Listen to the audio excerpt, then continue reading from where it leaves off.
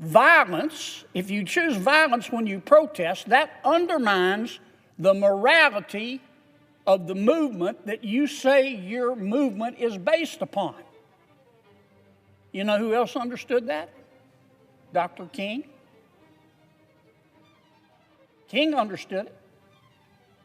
Gandhi understood it. Mandela understood it. Violently protesting, not protesting, but violently protesting undermines the morality that you say your cause is built upon. It's also dangerous. It's dangerous it's dangerous and it's stupid. It's 12-piece bucket of stupid. Because when you protest violently, when you interfere with a cop or an ICE officer, it's not going to end well. Now let me say a word about Minneapolis. There's a lot we know. There's a lot we don't know. I want to talk about 3 things we do know. Number 1, the loss of life in Minneapolis was a tragedy. And if you can't admit that, you have a padlock on your heart. It was a tragedy.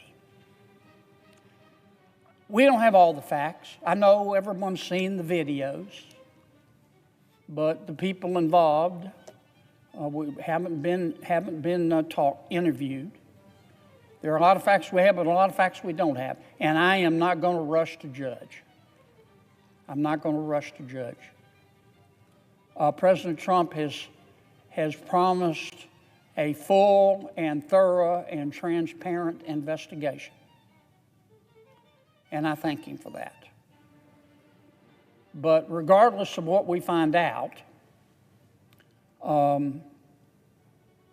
we all have to concede, we all should concede that the loss of life in Minneapolis was a tragedy. And I'm sorry it happened. Number 2, this is the second thing that I know. You don't have to be Einstein's cousin. You don't have to be a senior at Caltech to know that illegal immigration is illegal. Duh. It's illegal. And those of us who believe that no one is above the law, we all say we believe that. I believe it. No one, those of us who say that no one is above the law have to concede that people in our country illegally are not above the law either. The law applies to them as well. Our immigration statutes are not second-tier laws. They matter just as much as the other statutes that have been passed by the elected members of Congress. And just like the other laws, the immigration laws have consequences and should have consequences if you violate them. Now, so I guess what I'm saying, Mr. President, is I support enforcement of our immigration laws. Now, how you enforce those laws matters. Those laws, like all laws, have to be enforced in accordance with due process. Those immigration statutes, like all laws, have to be enforced in accordance with equal protection. Those laws have to be enforced in accordance with a well-known Supreme Court case, 1968, called Terry v. Ohio, which sets forth the standards. Reasonable suspicion is the standard chosen by the Supreme Court. by which someone can be stopped and questioned when a law enforcement official doesn't have probable cause. Terry v. Ohio has to be followed. So number one, illegal immigration is illegal. We should enforce our immigration laws, but how we enforce them matters. Third and final point. You have the right to protest in America. Let me say that again. You have the right to protest in America. You do not have the right to protest violently.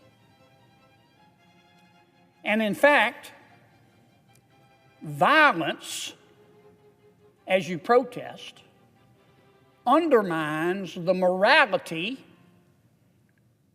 of the thing that you're protesting over. Let me say that again. Violence, if you choose violence when you protest, that undermines the morality of the movement that you say your movement is based upon. You know who else understood that? Dr. King. King understood it. Gandhi understood it. Mandela understood it. Violently protesting, not protesting, but violently protesting undermines the morality that you say your cause is built upon. It's also dangerous. It's dangerous it's dangerous and it's stupid. It's 12-piece bucket of stupid. Because when you protest violently, when you interfere with a cop or an ICE officer, it's not going to end well. It's not. Under the best of circumstances, these officers are trying to enforce federal law. And the people with respect to whom they're trying to enforce federal law are in most cases, I'm not going to say all cases, but in most cases are criminals. Not criminals because they're here illegally, though that too is a violation of our law, but criminals because they have violated other laws, in many cases felonies. And those ICE officials, those cops are scared. They're scared. They're dealing with someone who could be armed, someone who could be dangerous. So you've got a powder keg. And when protesters choose to protest violently and harass those ICE officials and blow whistles in their ears and block their way and spit in their faces and curse them and curse their children, they're giving off sparks in a powder keg. And it's not going to end well in many cases. And the truth of the matter is, it's been my experience in life, most, I'm not going to say all, most cops will leave you alone unless you do illegal stuff. So, as we go forward in America and try to enforce our laws in conformity with the United States Constitution, as we go forward together in America, and while we're respecting people's constitutional rights, we respect our law enforcement officials who are doing a very difficult job. As we go forward in America today, as the President has promised, to have a full and fair and transparent investigation of the tragic loss of life in Minneapolis, I hope we can keep those three things that I think all of us can agree upon in mind. I'm sorry we're at this point, but I believe that our future can be better than our present, and certainly than our past. Thank you, Mr. President, and I yield the floor to my esteemed colleague.